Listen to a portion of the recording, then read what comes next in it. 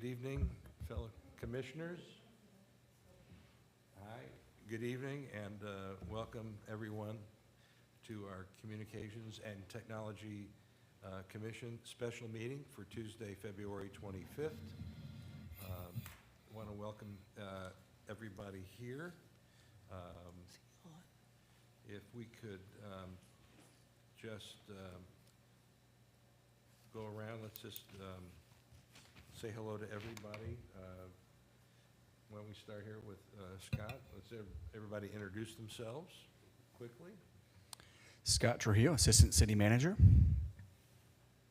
Michael Brockman, Commissioner of the Communications Commission. Candace Weber, Commissioner, CTC. Carrie Melcher, Chair, CTC. Kartik Natar, Commissioner, CTC. Ella Kingsford, Student Representative. Hi. All right. Good evening, everybody. Thank you for attending.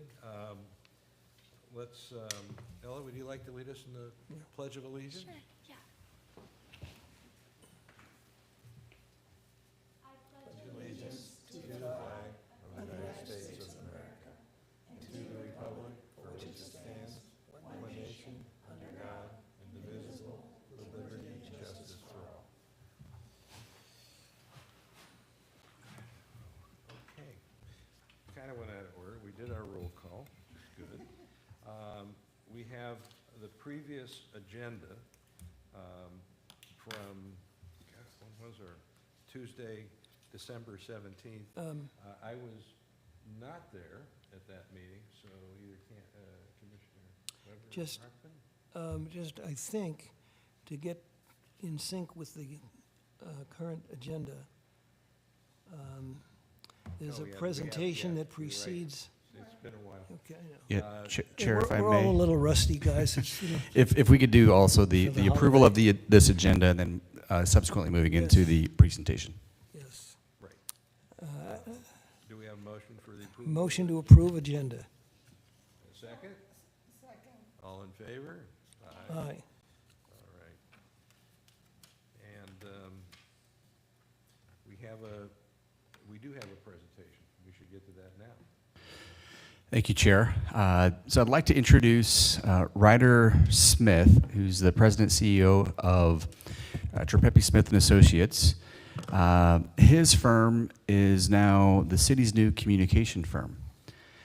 So as many of you know, the city's moved into a new outsourcing model.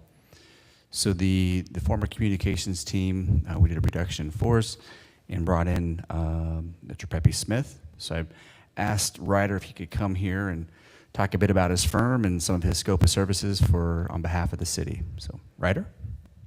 Thank you very much, Scott. I appreciate the introduction. Chair Melcher and commissioners, thank you very much for the opportunity to be here tonight, and love seeing, I'm going to assume you're a youth assignee to this commission, so nice work. Thank you for being here too. It's great to get this perspective from everybody in the community. As Scott noted, my name is Ryder Smith. I am president and co-founder of the firm at Trippepi Smith. A couple little, what I view as scintillating details about the firm.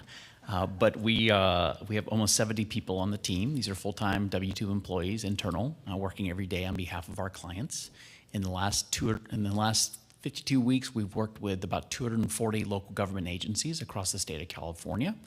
And that kind of perspective is really valuable, I think, to our clients, because one of the most frequent questions I get, like from a fellow like Scott, is, well, what are they doing in City X? And then we can come up with a solution, right, or cite some ideas. And so each community has its unique characteristics, but there's enough similarities among them that it can be very helpful to have that scale. And having 240 clients in the last year certainly has been helpful to that. We've been around for 25 years as an organization, but really started working with cities in about 2008. With the great city of Placentia, my very first city client in Orange County, and have just grown every year since then, about 20 to 30%, which has resulted in us having a big team of talent that works every day on behalf of our client agencies like Calabasas. The work that we have the honor of working on here in the city is expansive. It covers everything from the guys that are up in the box right now, controlling the audio and video and streaming of this meeting, are on our team at Trippepi Smith. video production outside of this room, doing production work inside civic centers and at events is also covered as part of that. Photography work, social media management, and all the planning and monitoring that goes behind that to be responsive to the community with communications.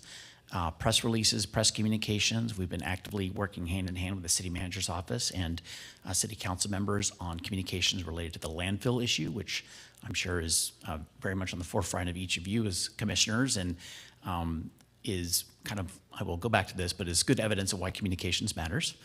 And graphic design work as well. So pretty much if you name it, we're actively working on one of the communication issues in the city and trying to help out with that. In fact, one of the ones that was probably been the biggest area of activity for us has been updating web pages and the websites. There's been a tremendous number of issues to catch up on, as well as just implement and keep on pace with requests from the city clerk and the various other departments that are actively using the website. So I would also just want to say, working with staff here has been tremendous. They're super patient in letting us ramp up because there's a lot to take on to get figured out. But they've been really helpful and collaborative. In particular, I want to give Ani credit for working with us. Scott's been tremendous, and Yadira as well has been just a rock star in terms of helping. I kind of would describe her as an air traffic controller. So she's handling out the inside day-to-day here, and then we help support in any way we can. And then finally, if you could just indulge me, I want to offer a couple of words about communications and why I feel the work we do is important, and therefore for you as having commissions within your area of authority is important. Communications is important to this commission. We are suffering a lack of trust in our institutions in our society these days, and I think a lot of that has come with complexities that have erupted out of the communications world that we live in, and just a general trust concerns. And one of our missions at the firm is to try to have effective civic engagement. I think there's lots of ineffective civic engagement that takes place, but we're interested in effective civic engagement that not only helps convey the desires, needs, and concerns of the public, which is something you need in good representative democracy, but it is also important for the citizens themselves to learn about how government works so they can be effective in communicating with their government. You have the great advantage of having a particularly well-educated demographic in your city, so this is less of a challenge you might face in some other institutions. But one of the things we take a lot of pride in is trying to work hard to make sure that residents, the average resident who isn't a commissioner or somebody who is heavily involved, has every opportunity to learn how the institutions of government work, particularly in a complex state like California, and give them the chance to provide effective feedback to commissioners like yourselves, city staff, or the city council, so that we can create a more effective and collaborative governance structure that results in a better community, and hopefully keep Calabasas Calabasas. So with those, thank you for indulging me on my little soapbox there, but it's an important message, I think, for folks to hear, and I would be happy to answer any questions you all have about our work. Hi, welcome. Thank you. I'm excited to hear what you're going to be doing, especially if you're going to be improving the website. Would you like me to speak to that? Yes, because that's been a thorn in my side for a long time. Okay. I can't find anything. Okay. So, so a couple quick comments. There are, big picture, there are some major providers of websites for public agencies. There's kind of like big five that provide those services. The city has invested in one of the top tier solutions. That said, web search for most of those top tier solutions has been weak in the scheme of things. What's been interesting is watching the evolution of investments in technology for AI-powered search to try to scrape those sites and create more effective search results. And if it's not coming from the web developers themselves, then identifying third-party tools that help achieve that. So I'm empathetic with that issue. We see it in a lot of cities, and trying to clean up some of the SEO and elements to make the search work is something we are going to have conversations with the city about in terms of where we get there. Right now, I'm just trying to catch up on some updates that need to take place with content, but that's an area that we look forward to collaborating with the city on and advising on. And I would agree, search is where it starts, right? Because that's essentially how we all experience the internet these days, is we start with a Google search, and 3 years from now, we'll all start with a ChatGPT search. Thank you. Commissioner Brockman? Yeah. When had you started here in the city? When did we start? Yeah, Mid-January. mid-January, okay. Were you in charge of the person up in the booth for last Wednesday? Probably. Okay. I did not know whom to reach. I only knew the names that I had known, and that just didn't work. The lighting on the city council members was not good, Okay. and it was too hot, and it was like booming coming off their foreheads. It doesn't make the council look good. Okay. So I would appeal to whomever it is appropriate to talk to get that taken care of. We've never had that problem before. Okay. That's first of all, I appreciate that feedback. That's helpful, and that's exactly why we have this commission, to give us that kind of constructive feedback. I'll talk to the guys about that as well to figure out what issues we were having with lighting that particular I evening. have an additional question. Listening to what you said, some of the activities you referenced are things that we have done. And just as a case in point, you talked about the city residents. They have grown to appreciate these commissions, not just ours, but all of the commissions, and that they have access to the members of the commission. Will come down here if they have a problem. So I'm trying to figure out what the interfacing is here that you're talking about doing vis-a-vis what we're going to do. So first, I want to compliment the city for having a commission structure, and frankly, having a resident community engaged enough to actually fill commission seats for the number of commissions you have. I work in a number of communities where finding enough commissioners to fill the number of commissions you have would be very difficult to do. I think that's a healthy sign of the engagement level that exists in Calabasas, and is a compliment to the residents here. Well, just let me interrupt by just saying that the dynamics of the city, its formation and its implementation and its operation, has always been a proactive approach to problem solving. And that's not something I would want to see the city lose, to tell you the truth. But I just want to make it clear if you're going to, and you've established this role to play, how the commissions are going to interface, are they going to interface directly with somebody, and is that you or somebody else? Or, Yeah, I'm going to defer to Scott. to I'm answer just this sort one, of I in a think. little bit of confusion at the moment. Great, let's talk clarify. Yeah. Commissioner, if I may, you'll continue your primary point of contact through staff. So for the CTC, I'll act in that capacity as your primary point of contact along with Yadira. And then we'll lean on the new communications team for website, social media, et cetera, those channels. But if you're looking for a point of contact, myself and Yadira will. Well, okay, that's sort of what way we've actually operated. I did not mean to imply, nor should you infer, that we would be going directly. It was just something that, I'm sorry. I'm sorry, I don't see your first name. It's here. okay, it's Ryder Smith. Oh, Ryder, because it's not here on the page. I apologize. No problem. What you said got my seat. Wait a minute here. All right. If the interaction in terms of the operation of the city and its communications issues is still to remain in lines of communication that we have had, that's fine. But that's why I was trying to figure out what. My apologies if I wasn't clear about that, Commissioner. So yeah, very much, Scott's my boss. Well, in this world, Scott's my man. So, and Yadira, and if they have concerns, then he will bring them to me, and likewise, he will report to you, Commissioners. Am I to correct? Let me use the example I brought up tonight, okay? Seeing and spotting that problem last Wednesday night, obviously wasn't going to do anything Wednesday night, but I tried to call on Thursday, and I couldn't get to anybody. And whom am I supposed to call if I spot that? Yadira and or myself. Okay. Did anybody lose their jobs with the hiring of this new communications team?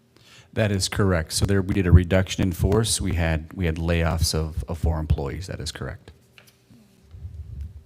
I have a couple of questions. I think one of the, for me, who was in communications for a long time, but on the advertising side, totally different. You haven't been here long enough, but just in looking over in the last month, you know, having been here talking to Scott, people in the city, I've always thought that getting people of Calabasas to understand that there is a website is one of the biggest issues. And I've always thought that the mayor's Friday letter started back in the early days of COVID.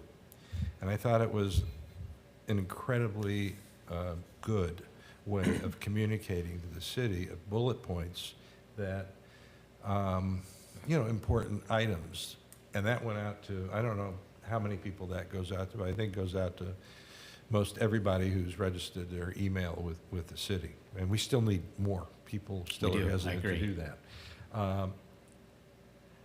I just want to, you know, make sure, you know, personally, I would love to see that mayor's letter continue and use that with Mayor Kraut and helping to prepare that to make sure that we put in there something that drives people to the website, that they really know there is one. Right. Because each one of those little items that are covered, you know, usually has some kind of a tie-in to the website or, you know, something like that. So I think it's really important we continue that and use that as a way to help draw people into the website when they really do have a question about something that catches their eye. I think the other thing I wanted to ask, and we can talk about it later, are we still going to be doing a program with the high school, the PSAs, and working with them? They did some terrific PSAs for us over the last few years. It was a way of getting our kids in high school to become more active and involved with the city, and even getting some of them over here to, you know, work, you know, internships, things like that during the summer. So I hope, you know, you can familiarize yourself with that and with Scott, and we can keep that going. Ella? Yeah, I was just gonna ask if you plan on doing any like cooperations with like our local schools in the city. So I think to both the commissioners' points, we're open to that possibility. I need to work with Scott on some of the background and details on that and take a look at the history on that program. But I like a good pipeline of future workers as much as the next guy. So I would love to talk to some high schoolers and have them be involved in some programmatic work. The short answer is yes, and we'll come back to that during the future agenda item on here regarding the subcommittees under programming. That's Right. Are you or anyone from your staff going to be accessible here at the city, or is it all working through Scott? So we come on site with pretty good consistency to the city, but we do not have an office inside City Hall that we are occupying 5 days a week.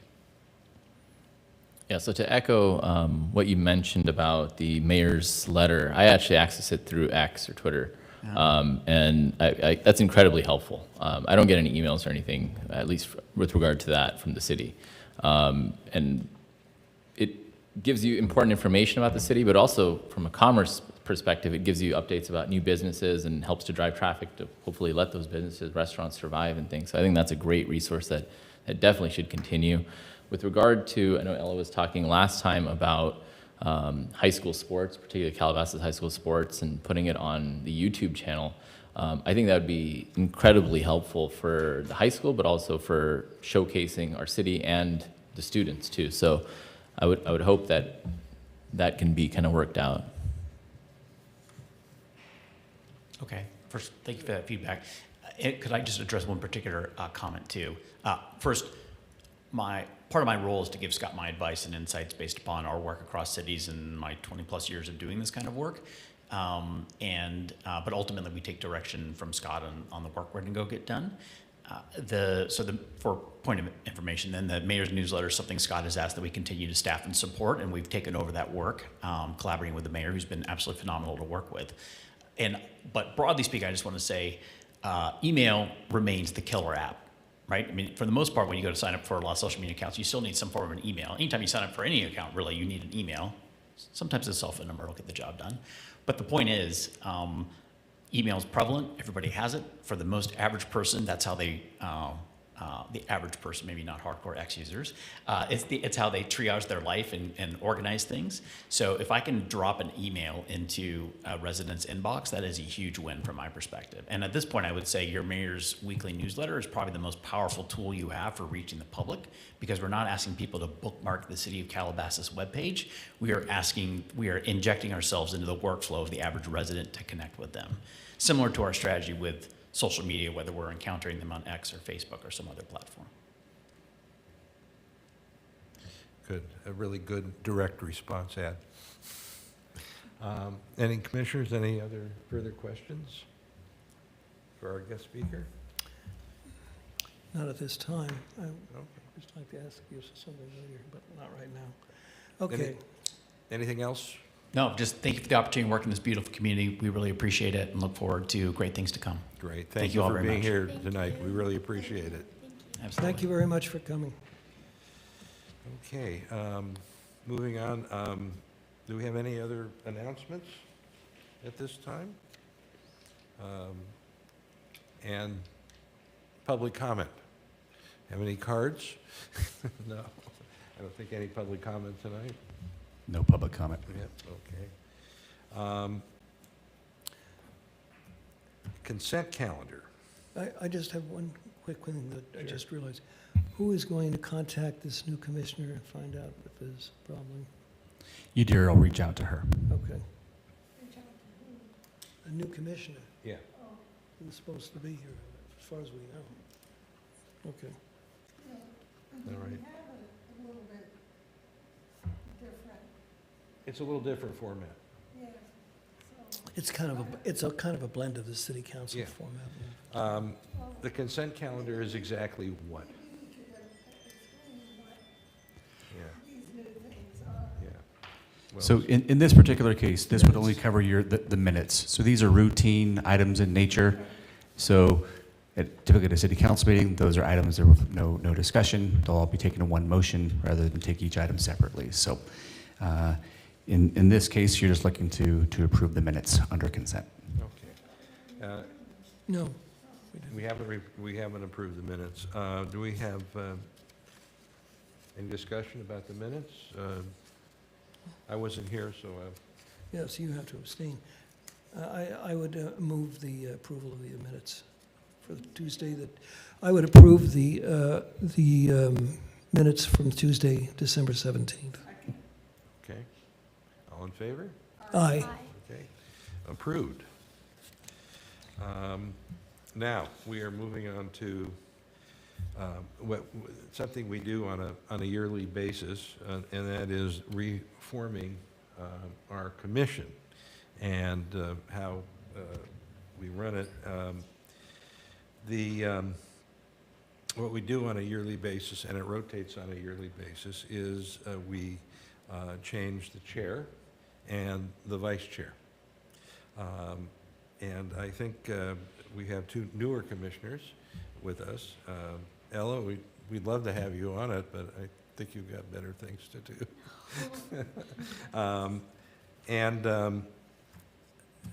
At this time, do we have any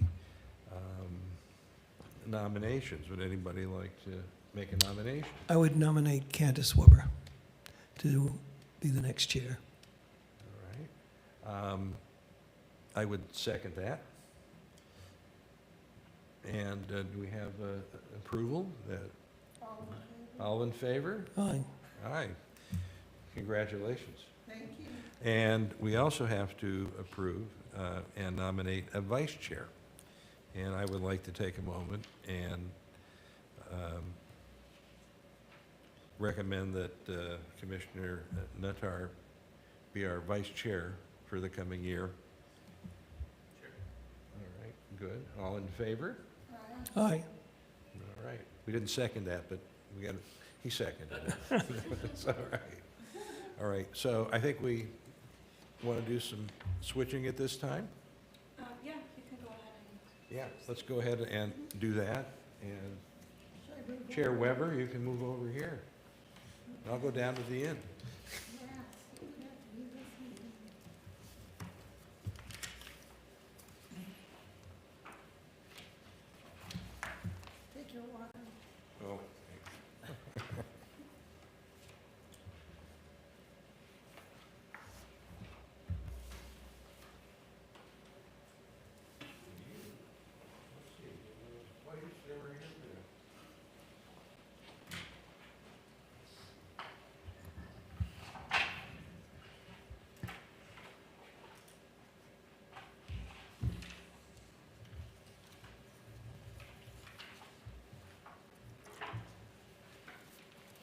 Okay.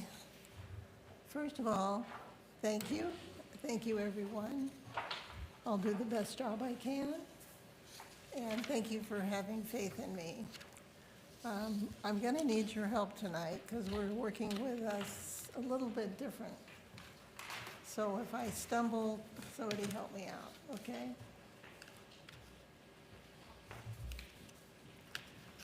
Okay, what's next? Oh, we're looking at our subcommittees. Okay. The subcommittees are the wireless subcommittee, the programming subcommittee, the broadband subcommittee, and the community engagement subcommittee. Now, this doesn't say who's currently on those. Yeah, I have the names if you Like it need them. usually does. I have the names if you need them. Do you? Yeah. The wireless subcommittee is myself and Carrie. And the programming subcommittee is, I can't read my own writing, that's no good. Yeah, they're not on. Oh, here. Candace, it's Candace and Ms. Stinetter. And who? And the, Natalia. our student commissioner is on that On as well. programming? The programming, yeah. Right. And the broadband? And the broadband is Carrie, and it was David, so we have an open position. Well, we have an open position, so our new. Well, wait a minute, let's do all of them. What's that? Let's do all of them in order. Yeah, okay. First, we need to find out who's on the community engagement. On the broadband committee, yeah, we need to, we do need to, I know, but let's finish who's on them right now, if you don't mind. oh, no, I don't mind. I don't remember. That way I can ask if some people wish to remain on the same committees or change. Well, let's look back at Who's the on the last community minutes. engagement? Community engagement was Goldwater and Brockman. Is who? The David community, Goldwater Yeah, myself, it was and Michael Brockman. David and myself. I would like to talk for a moment about that committee. It was formed fairly soon, well, not too long ago, by Richard Sherman, Chair Richard Sherman. I've yet to be able to get together with Richard and find out what he had in mind. But from what I do have from him, I have a feeling that this may not be a full-time commission. And I would like to do is just keep that idea alive, that not the commission, but the idea that we may not need You mean it, the committee? subject, the committee, excuse me. And I would like to talk to Richard a little further, if I can nail him down, which I will, and find out what he had in mind, and then I'll bring back the discussion at the next meeting. Okay, Scott? Chair, if I may, if I could bring our attention to the staff report describing the four subcommittees. Where is it? It'd be in your packet, item number 3. And what I can do is I can provide for you some of the verbiage here. So, of the 4 existing subcommittees, only the programming subcommittee has met to determine upcoming programming. The other 3 subcommittees have not met nor had any reportable information for the commission. And so if I could perhaps ask the commission to determine whether the subcommittees are necessary, and if so, provide clearly defined purposes of each subcommittee. And the other element is you're determining whether you're going to keep all 4 or do away with 3, keep 1.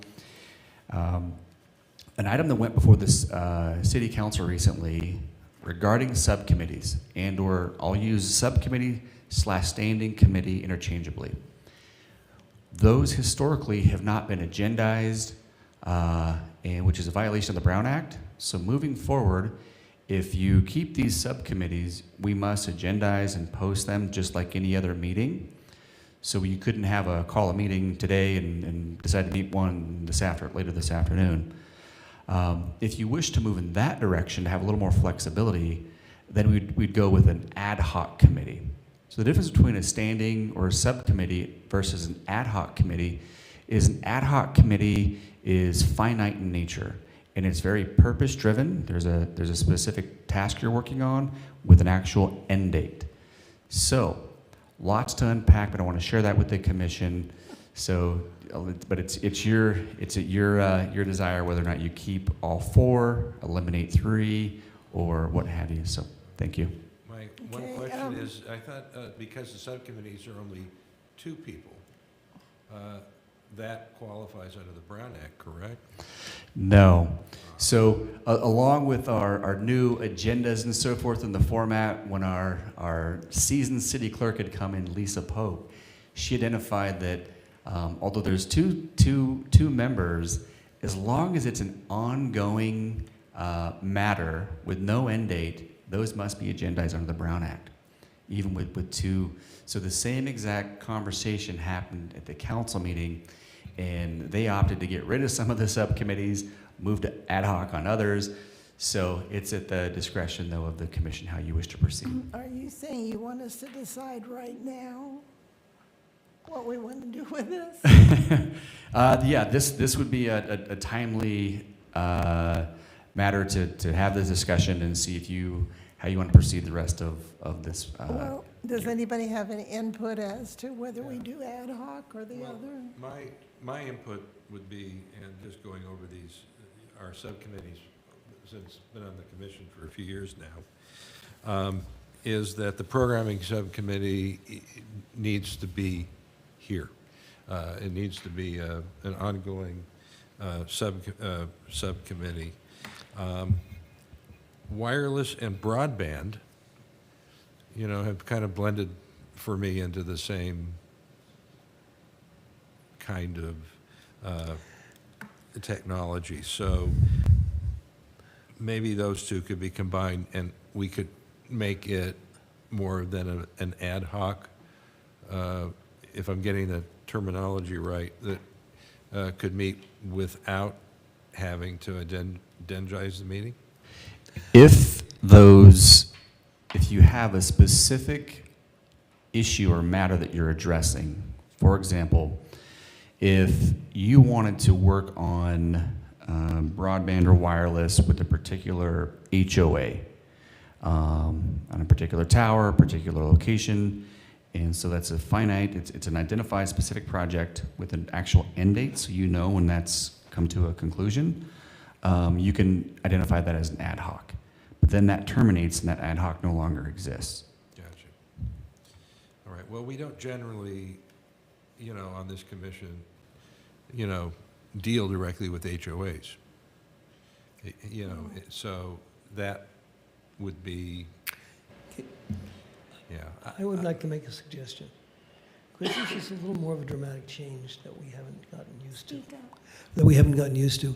I would like to see each of the respective individuals whose names are on these come back to us with a list of what it is they would like to see done and make this time more efficient and more specific, and catch that into the next meeting. Absolutely, Commissioner. You may do that this evening, and if you want to keep all 4 subcommittees on there, and then identify the 2 that you would like to have representing each one, and then at a later date, those individuals can come back with a clearly defined scope. You're welcome to do that as well, sir. Okay. That's what I would like to see done. How does that sound? Trying to wing it here is just, Yeah, I would go with that. okay.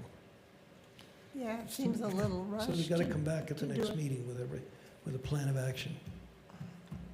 How are we going to do that? Should we are we supposed to? Are we each- allowed to talk amongst ourselves then, offline? Yeah. To come back with a plan of action? Or do we have to? If I may, so tonight, if we can identify under item number 3, the 2 individuals that you would like to assign to each of the 4 subcommittees, that would be the task under number 3. So, Well, should we leave the people that are on them? Should we leave the people that are on them already? Well, yeah, I think we should, we'll stay with the people who are on them already, and we just have to substitute out Commissioner Goldwater, who's not here, and sub in our new commissioner, at this point, Dana Taylor. Mhm. Well, I think the question is whether we are allowed to communicate at this point and not in any way be in violation of the Brown Act. I don't know how to answer that because you've shifted the ground underneath us a little bit. No. You moved the Yeah, goalpost. yeah, so this being an agendized item tonight, you're open to discuss who the two individuals are. I'm talking about, for argument's sake, taking the two names that are in that wireless subcommittee, having the two of us meet and discuss this in terms of the definition of what it is that we are going to do and what we think this really should be. That can help determine its accurate titling, whether it be an ad hoc or a more permanent commission. If I could recommend that you have those two members, you agendize that as a subcommittee, because you'd have to agendize that, have that specific discussion, and then report back to this commission at the next meeting on the following. Right. If you want to continue with that or scope. So if I follow you, you want to have this agendized for the next meeting? In the meantime, so a couple actions, if we can do the order of operations here. Tonight, identify the two members identified for each subcommittee. That's this item before us right now. Right, in this case, it would be Carrie and myself, if I'm not mistaken. Yeah, Carrie Melcher and myself. And what we will do is we'll get together and we'll see if we can define it in a way that gives it a little more clarity and functionality, and that will help give you guidance on a title. So that would be the wireless subcommittee. Can I ask, is this one-page thing on the subcommittees, is that it? That is the staff report for item number 3, correct? Just one page? Because I thought you said there were definitions, but there's not, okay. Okay, so So that's the, do we want to read them out loud, or how do you want to proceed? well, let's go to the programming subcommittee at this point, and That's myself and you, right, okay. and our student commissioner. Oh, she's on here too? She's, Right. are you on here, Ella? Yes, I Okay. am. Ella's the broadband subcommittee. Is, I can't read what I wrote.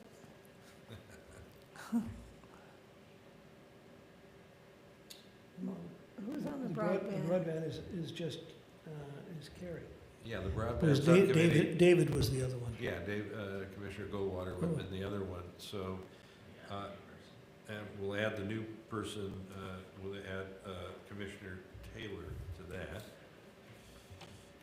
May I, okay, we'll discuss this, I don't want to. And then the community engagement is, was David and Mike, right? So we'll have to put, The community engagement is a title looking for a bit of work. I've got to get something from Richard and see if it should we sort of put fits Ta- within should these we- new Should definitions. we put Taylor on there? You can do that. Okay, But so we got the names. We know what we're gonna do. The individuals on each individual subcommittee are going to get together and create a definition. If we can get a motion on as you mentioned. That's what I was laying out the motion. Can I have a motion to do what I just said? Right, you can. I would second it. All in favor? Aye. Aye. Okay. So item number 4, right? Yep.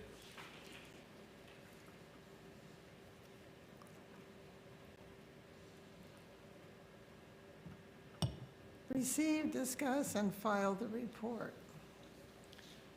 So we received it. Yes. Number 4 is the update on the wireless facilities and revised requests for proposals. Yes, good evening, Commissioners. We do have a presentation for you tonight Yeah. for that I item. was hoping you were going to say that. Yeah. Let me pull up the presentation. Thank you.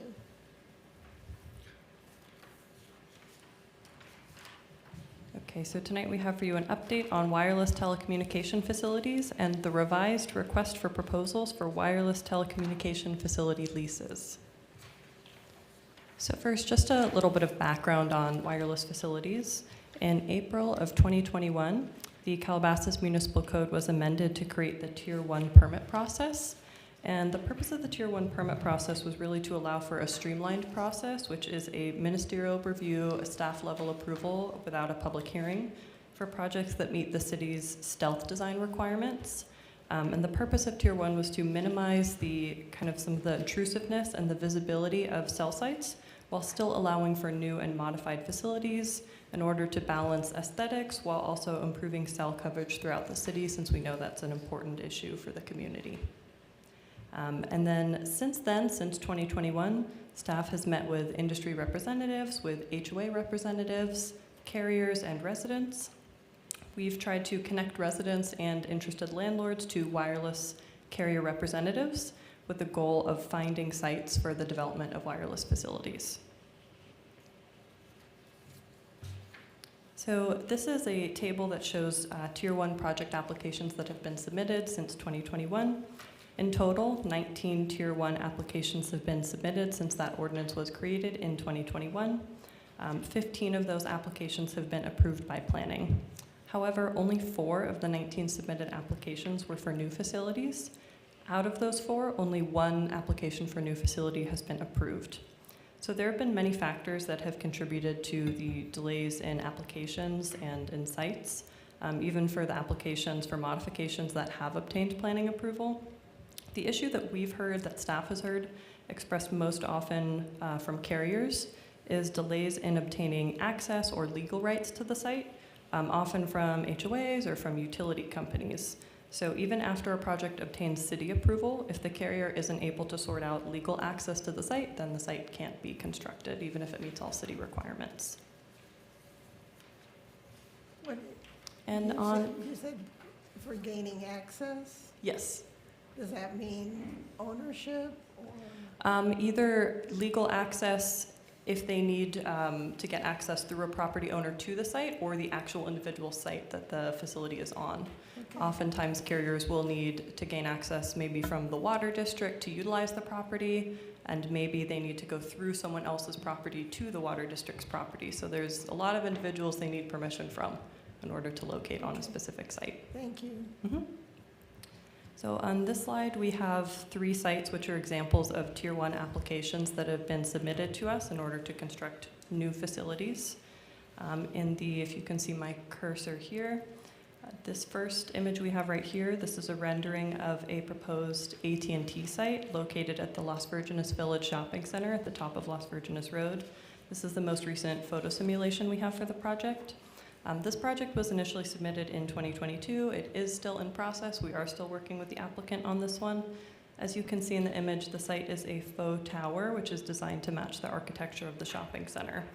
And our understanding from the applicant is that there have been multiple factors contributing to the delays in this site, but one of them is challenges getting the design approved by the landlord and finding something that the carrier and the landlord both agree on. So that's been a contributing factor to why that's been in process for a few years now.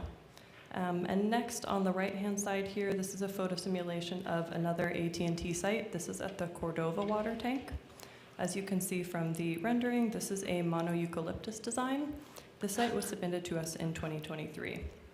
And in a similar situation, staff's understanding from the project applicant is that challenges with the owner and obtaining access to the site and obtaining permission to access the site from the adjacent HOA have delayed the project, possibly indefinitely. We're not sure if this project is going to be moving forward or not right now. And then lastly, this is the 3rd new facility application that's been submitted to us. In the bottom here, you can see this is a Verizon wireless site located at the Cordillera water tank.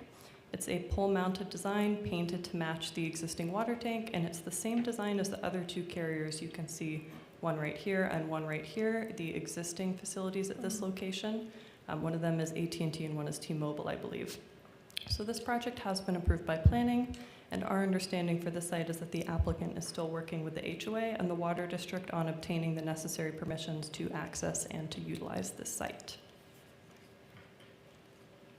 So in 2022, the city released an RFP for construction of wireless facilities on city-owned properties. And the purpose of that was to try to eliminate some of those barriers related to obtaining legal rights and access, which can prohibit sites on privately owned properties from moving forward. If we know that the city is a willing landlord, then we can offer up sites that the city has and kind of try to remove that barrier and make the process a little bit easier for carriers. So in 2022, we released the RFP with 9 sites.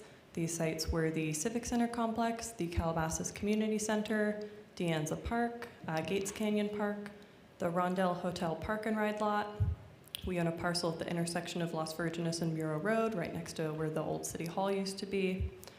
Headwaters Corner off of Mulholland Highway, the Tennyson Swim Center, and the Old Town Park and Ride. In response to that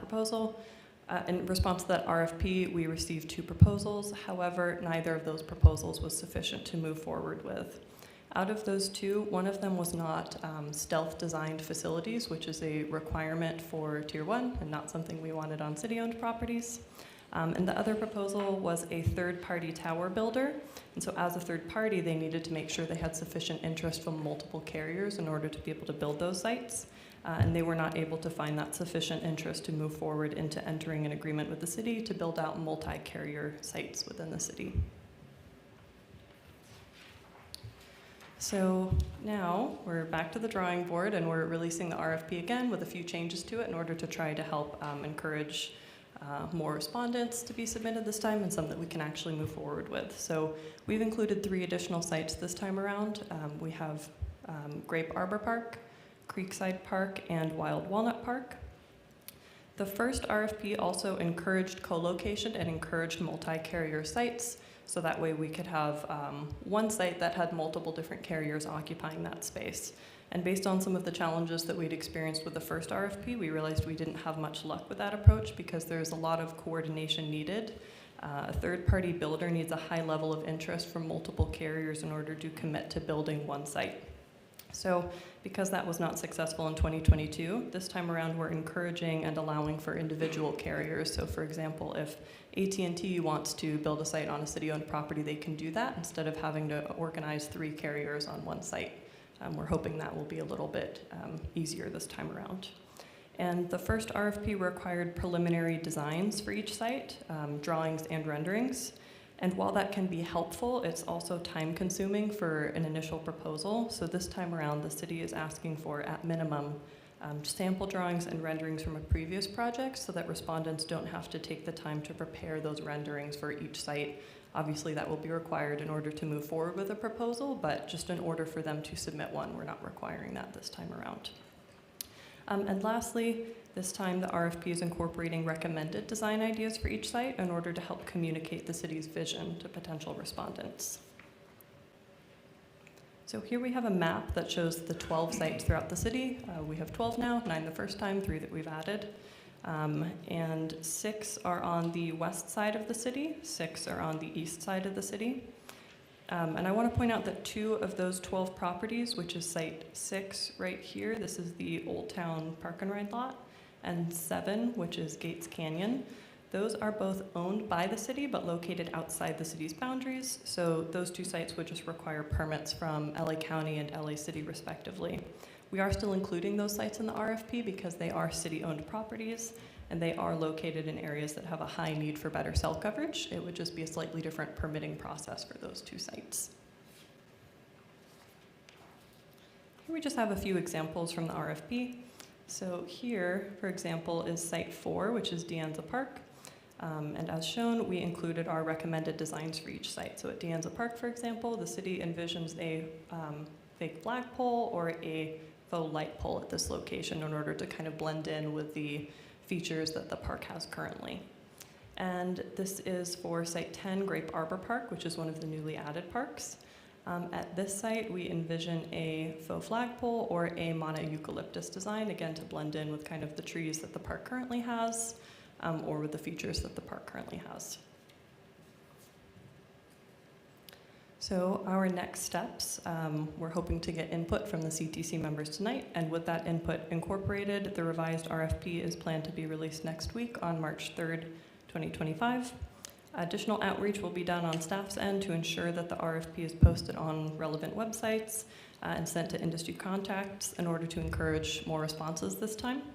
And we will continue to work with carriers and with HOAs to help facilitate construction of new wireless facilities on both city-owned and privately owned properties. Thank you, and I'm available for questions. Any questions? I've got a couple. Okay, go ahead, No, Michael. first of all, it's a terrific report. That's number one. That's a lot of work. Thank you. And you did a very good job, very thorough, and it's very clear. These are more well, let me just state the questions. On page 4, I'm trying to understand what the role of the city council is and at what stage they are involved. I'll show you what I mean.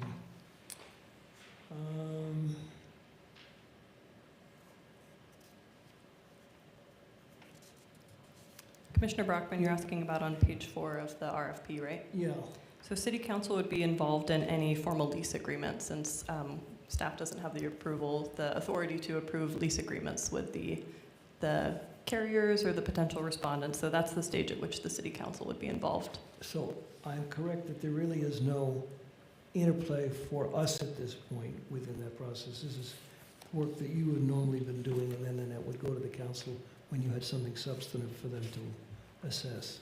Is that correct? That's correct, yes. Okay. These would also be all tier 1? Yes, they would have to be in order for us to allow them on city sites. So just to lay out what the steps are, because it's a little bit unique. We haven't done this before with community development or with other city-owned properties that I'm aware of, actually. What we're planning on doing is we're going to release this RFP, a request for proposal, asking for either carriers or third-party companies to submit what they think they could build on city property. They might choose all 12 of them. They might choose 1 or 2 of them and say, yeah, we like Grape Arbor Park, and we think a mono eucalyptus would look good there.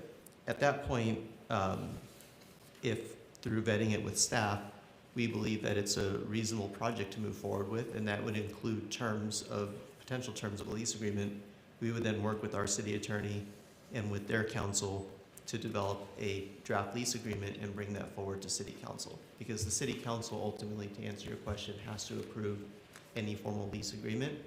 The parameters of those lease agreements, we don't know, because effectively what we're saying is we're asking for a proposal, and that proposal would include, whether or not they're going to make payment to the city because they are leasing property, whether or not the site would allow for other carriers, et cetera. So we don't know those parameters yet. It's open, and I think, as Jacqueline pointed out, we were a little bit more confined previously in the RFP, but we only got 2 responses. Our goal here is to make it a little bit more broad so that we get more responses. Now, from an input on this commission, what we're asking for is to look over the RFP and provide any input that you have on the actual RFP that's in front of you. So if you agree with that approach, that's great. If you don't like the idea of opening it up and you'd rather it be confined, that would be an appropriate input. If you don't agree with 1 or 2 of the sites, we could remove those from the RFP. So like Jacqueline said, we only had 9 sites previously, and now we added 3 more sites. You may or may not agree with all of the sites that are on there. So that's kind of what we're looking for right now, is on this actual RFP, is there any additional input before we release it? I just have a general question with regard to some of these sites, because I don't know where specifically within the site you're exactly talking about placement. But given the high level of concern with fire dangers that we deal with, some of these sites are a little more remote than some of the others, and I'm wondering how you would approach these with regard to keeping them safe. I'm not sure if it's necessarily with the safety component in mind, but part of the tier 1 is the fact that it has to be a stealth design. It has to blend in with its surroundings. So I would say that with that in mind, with most of the sites, the place where a light pole would blend in is near other light poles. So in most cases, these sites would not be in the most remote areas of the site for that purpose, and also because obviously they would need to get all necessary equipment to wherever the site would be located. So in general, they would be located in the more developed portions of the Okay, sites. anyway, it's just keeping, and I'm sure you are, because you guys are good, but you're just keeping that concern with regard to it. But the exploration into the other territory, I think the need for finding these sites is really, from a different standpoint, is tied into basically the concerns for communication if we have emergencies. So we gotta pick one and go for it and hope and see what you get. Seems Yeah, and one suggestion too, it's if, again, from an input standpoint, we could either require or recommend that a carrier proposes backup power, whether it's a generator or a battery backup, or maybe we score it. So if a proposal includes battery or power backup, then that would score higher. So again, that's what we're looking for today, is any additional input on the actual RFP. Can I ask a simple question? Since we didn't know this was coming, and it's this big, that you want us to give input on tonight? Is that correct? Yeah. We only got it a few days ago, so. well, I just one minor question. No, I didn't hear an answer. Correct, Chair. You were given this packet last week. That is correct. Oh, Yeah, And it's- we are hoping to release the RFP on March 3rd, so that is next week. Candace, I would think it's if there's any flag of any kind that we saw in reading it that would be troublesome. More than that, we couldn't really do. They're very thorough.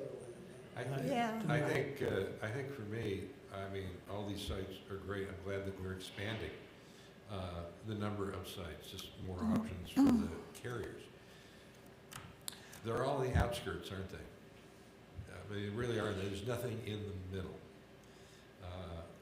Is there any way to tie in? City Hall's in the middle. Well, City Hall is in the middle, but there's a hill and then another hill and Sure. another hill. Is there any, it's on the agenda tonight, way to kind of wrap around and remind these carriers that there are the HOAs and that there's a lot of, there are a lot of possibilities. Can that be tied into this? It would not be appropriate to tie into this because this is specifically It's the city. leasing city-owned facilities. We will continue our engagement with the carriers and with any of their reps to remind them and help connect them with appropriate HOAs or landlords. So that's an ongoing effort. That's not going to stop. We'll keep doing that. We'll reach out to them and we'll ask, hey, are you looking for any new locations? Give us a search ring and we can kind of point you in the direction of what would be allowed where, and maybe here's a contact information. Well, for me, I'm trusting of what I'm reading here. I'm liking it. Is that what you want us to be commenting on? Yes, thank you, Chair Weber. To go back to your earlier question as well, we realize this is a lot of pages. A lot of the information in here isn't necessarily things that you would need to weigh in on. A lot of it is kind of legal, what the city's responsibilities would be, what the carrier's responsibilities would be. Obviously, if you see anything that you're opposed to, you're welcome to tell us, but what we're mainly seeking the commission's input on is the sites. If there's any locations that you really do not want to see a wireless facility on, please tell us. We can take those off the list. If you have any suggestions, if you look at the recommended designs that we suggested on each site and you completely disagree with those, we'd like your input. So mainly on the locations that we've chosen, the recommended designs, what we're asking the carriers to provide. If you have any feedback on those things, really, but a lot of this packet, you don't necessarily need to provide us with your exact input on. Oh, good. I think the locations and the renderings look great. Yeah, I think for lack of a better phrase, beggars can't be choosers. We have poor self-service in many parts of the city. Anything is better.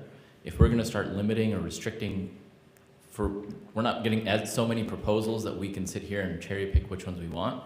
So we're trying to, solicit, these requests. So I would cast a wide net, and then hopefully we get, a number of proposals, and then we can actually parse through the details. Well, what's the magic about the April 13th, April 15th date that was chosen? Is there a legal aspect of this? I mean, you're using using it as a closing date, and I'm just wondering. March 3rd, right? Well, no, March 3rd is the date it's issued, and then right below it says April 15th, last day to submit questions. We just try to do about 2 weeks after, or I'm sorry, 2 weeks before the due date as the last day to answer Okay. questions. So that way Okay, we're not getting questions right up until the deadline. Okay. All right. And just to clarify, when a question is asked, we have to issue, I don't know if it's not an amendment, but we have to actually post that question so that everyone who is also interested is aware. So that's why you have to have that gap. So that way, if a question is asked, we will answer it, but then post it so everyone's aware of it. Alternate question. Okay. So, is there anyone that, it sounds like everyone is in agreement with what we're seeing here, especially the pictures and the descriptions and things like that are very, very, very nicely done. I would recommend we approve. I'll second that. All in favor? Aye. Okay, Very good, approved. thanks for helping us through that. Thank you. Now comes the hard part, finding another party. Exactly, yeah. We've got oral reports. Is there a staff report on Calabasas Park Estates? I'm happy to provide a quick oral update, although we did touch a little bit on it on the presentation. One of the sites that Jacqueline brought up was that one, Calabasas Park Estates, around a water tank on Park Cordova. To my understanding, I actually spoke with the representative from the Water District. My understanding is that AT&T has decided to abandon that location. They're not going to move forward. They haven't formally withdrawn the application, so it is still a pending application from our perspective. But what we understand from the Las Virgenes Water District rep who's working with the leases, they are moving on to another site. So that's kind of the only update I have on there. They haven't filed for the other site yet, so we're not sure when that's coming. We're just waiting for them to move forward with the other one. Yeah, that was my question. Where's the other one? Would it be Okay. another HOA? Yeah, so we have had interest in the water tank off of Park Belmonte. So we believe that that's the other location that they're looking at. Frankly, with the one on Cordova, AT&T ran into some issues with trying to work out an agreement with the HOA, because as Jacqueline had mentioned, a lot of the water tanks are located behind gated communities. And in order to get to the water tank, you have to go through the gate and drive through their property. And in some cases, even if it's not gated, if the water tank is surrounded by private property, the carrier still has to receive some sort of easement from that property owner in order to physically legally get to their site. And they're not going to do this with a handshake deal. They want an actual executed easement. And so in each one of these cases, the carrier may have to negotiate with multiple HOAs. In this particular case at Calabasas Park Estates, the HOA just was not working very cooperatively with AT&T to the point where AT&T just decided to move on to another location. That makes sense. The Park Belmonte site, I think there may be some installations there already. I'm not sure. Yeah. I might be confusing it with them. Park Belmonte already has at least one carrier around there, T-Mobile, but that doesn't help AT&T because T-Mobile has their own easement. So they have to execute a new easement with the property owner around the Park Belmonte water tank. Does CPHA have any? I don't believe CPHA has any property around there. That would be the Ridge HOA. That would be the Ridge. We're waiting to hear. We welcome them. Oh, okay, so you're, oh. Okay, thank you. That was a good report. Thank you. Moving on, it sounds like Commissioner Melcher is going to tell us something about backup generators for cell towers. Yes, thank you, Chair Weber. During the Kenneth fire, I think it was Fran probably wrote in the Acorn that the power was cut off to the cell tower that serviced quite a large neighborhood over in Agoura, and they had no communications for well over a week. I think it was something like that. And the question I would raise tonight is, here in Calabasas with the cell sites that we do have, the established cell sites, can we find out, how many of them have any kind of backup generation at site versus we understand sometimes they bring in mobile generators to power up these sites. I think it'd be important, and also for spectrum, as well. The question being, what are your plans if we have these continued power outages or emergencies and some of these cell towers go down? So your question is, are you asking staff to find out if they do have generators? Yes. Commissioner Melcher, I could respond to that. So we did look into sites that have permanent generators and that have permits for them. Some of them are unpermitted, so those are a little bit harder to track down, but the ones that we could find permits for, they're largely at the what we call the macro cell site, so typically the ones that are on private property or at water tank properties. So for example, the Cordillera water tank, I believe, has a backup generator for AT&T and T-Mobile. Some of the other water tanks have backup generators, but most of the sites that are in the right-of-way, like along Mulholland, the small cell sites that you see, the majority of those did not have backup generators that we could find just because they're in a smaller footprint in a smaller space. In general, from what we could tell, the ones that are on a large property with ground-mounted equipment are more likely to have the generators. One thing that we can look into further, and we're happy to reach out to the carriers if this is something the commission wants us to look into, is the mobile generator question, how the carriers choose when to install mobile generators and things like that. We did reach out to our telecom law firm, which is our wireless consultant, to look into what is legally required. They let us know that there is not a legal requirement that these sites have backup power.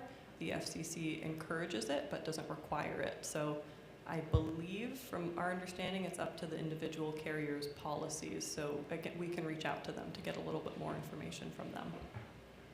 Thank you. Is there any danger, fire danger with these backup generators out in the wild? They are supposed to be permitted, so if they go through the permitting process, they should be okay, because that will be reviewed by our building and safety department and also routed to the fire department, make sure it meets all current code requirements. And of course, our city is in the very high fire severity zone, so the building code requirements for fire safety is much more stringent here than it is in other areas. Thank you. Is there also some crossover here with the Public Safety Commission? And Mike Dyer and, about public safety? Mike Dyer has assisted us with conversations with carriers and with HOAs. So there's a public safety component to having better wireless coverage. So of course, in that case, we will pull them in. But with regards to the actual backup generators, like Jacqueline said, there's no legal requirement to provide them. They're encouraged, and we would encourage them too, but as of right now, there's no legal requirement. Thank you. Is that what you're wanting to hear? Okay. Okay, we're now on to subcommittee reports. Does anyone on any of the subcommittees have anything to report? Nothing on the wireless No. subcommittee? None on ours. Yeah, I think we sort of addressed it indirectly with the prior Yeah. discussions, so there's a course of action for us to take to try and make this a little We more have the manageable. action, we have the action, but we didn't ask the actual question. Yeah, I if know. there was any I reporting understand. tonight. Okay. There's nothing from ours. What about you? I have stuff to report for my student commissioner report, but that's So, it. we'll do that, we'll do that when we get to it. Is that okay with you, Yes, that's Ellen? okay. Thank you. Okay, thanks. Okay, no reports, as Scott mentioned earlier. Okay, director's report. Scott, are you taking that over now? Yes, Chair. So as you know, this is informational only and requires no action from the commission. And so the last 2 pages of your agenda packet are the Granicus and the YouTube usage by the public. But I have a question for the commission. So as I looked at this staff report, and I've looked back historically, for example, so the Granicus, all the data that's provided to you in the packet provides you with how many views there were of the city council meeting, of the different commissions. I'm not sure if that's of great value to this commission. If it is, I'm happy to keep that in there. And then as we move on to the YouTube usage, it's the same thing as well. So we do every quarter as we get on a YouTube and see how many new views are on there and provide the data on this. So as I look at that, I think, well, let me ask the commission if they want us to continue to provide this, not only a written but or an oral update on the number of views of the commission meetings or even YouTube, or is there another area in which you would like me to come provide you in terms of a report at these particular meetings? So looking for a little bit of feedback there, but Well, how are these numbers used on this report? Where do they go? Who uses them? And is it performance or is it, what is it? Chair, if I'm honest, we don't really use these in terms of really any data points to assist us. If you look at some of the YouTube, for example, these are videos from, this goes back, I'm looking on here, from 2010, 2012, 2008, videos and how many new views that they received since then. And I just don't find there's real great value. Internally as staff, it does not assist us with our day-to-day operations. We do track a bit in terms of on Granicus, the viewership for some of our commissions and so forth, but it really doesn't move the needle for us at all. So it's not of any real value from a staff perspective.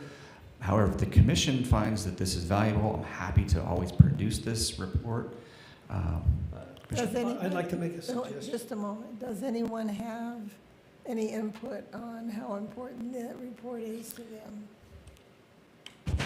I don't think it's particularly important. I think it's kind of academic and Yeah. nice to see, but I don't think it really matters. I Well, would recommend perhaps social media engagement in terms of how many followers. Is there a way we can, reach out and perhaps through X or through There- Instagram or whatever people use. There is what I call a form of rating here, ratings. Okay?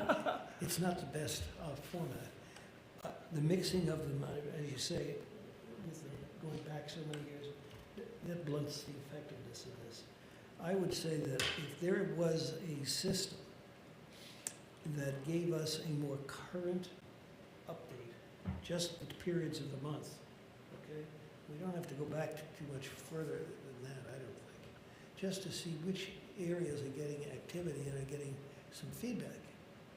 And if there are from any of the other I think in places that terms we can get it. of feedback, these reports are, they may be academic to us looking at it, but these reports really tell you how well the city's doing communicating. And if we're not communicating well and numbers are increasing, then we have a new consultant to help us with that, I hope. But this to me is about people being aware of what the city has to offer. Whether it's old programming or newer programming. Also, I don't see, do we have a program report? In the packet. Is it in here? No. It's not in mine. I don't think we have a programming report, about all the, Well, programs that and the other thing we don't have that is, they're working on all the time. we don't have also, we don't know if those numbers are important, or they're good numbers or bad numbers.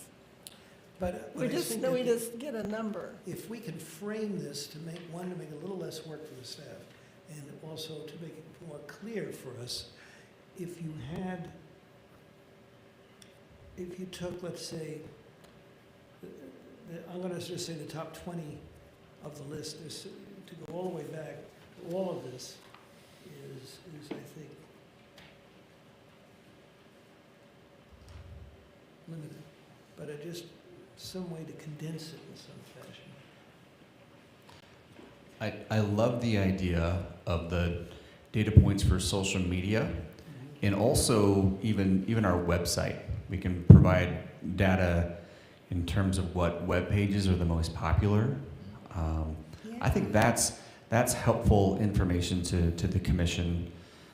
But if the commission's okay with it, I'll work with Trepepi Smith and crew and determine some real value add in terms of data to provide to the commission as part of the report. Okay, That's fine. Good. great. Does that Thank sound you. good? Does that sound good, you guys? That's great. Okay, moving on. We have our student commissioners report. Ella? Thank you. So, as I mentioned in the last meeting, I was planning on reaching out to the broadcasting teacher at Calabasas.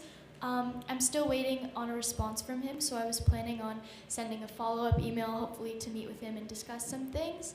And I was also considering reaching out to if Viewpoint High School also had a similar program or class, and I could reach out to the teacher there to see if they're open to collaborating. Recently at Calabasas was Club Rush, so there are new clubs on campuses, and I can find more people to create videos for the YouTube channel. And if Viewpoint also has different new clubs new to their campus, I could also collaborate with that program and clubs there. Good idea. That sounds great. Thank you. If anyone has any questions or suggestions, that'd be great as well. Does anybody have any questions? So, you will, Scott, be coordinating that if she starts to have success with the broadcast teachers at both schools? Yes, sir. We're happy to champion that effort and make sure that's a success. Happy to do so. Thank you. Thank you. So I will look into that and see if Viewpoint has a similar course or curriculum as the broadcasting one at Calabasas. Ella, knowing you, do you have a vision? Yeah, so as we watched in the previous video, was my philanthropy video that I worked on with Arvin, and I think it was really good because it gave me an opportunity to see how that type of programming works through the city, and I think it would be a great opportunity for students who also have something they're passionate about, a club or even sports teams like you were mentioning earlier.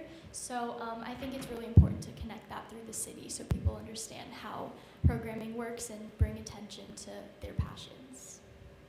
Sounds good. Thank you as always. We sure enjoy having you as our student commissioner. Thank you. Is there anything else that we need to discuss tonight? Scott? Nothing. You guys? I would move for adjournment then at that point. And who will second it? Second. All in favor? Aye. Thank you. Good night, everyone. Thank you for joining us, and we'll see you next time. Oh, we don't have a next time listed. We'll see you next time. I'm not sure when it is, but thank you for joining us. Good night.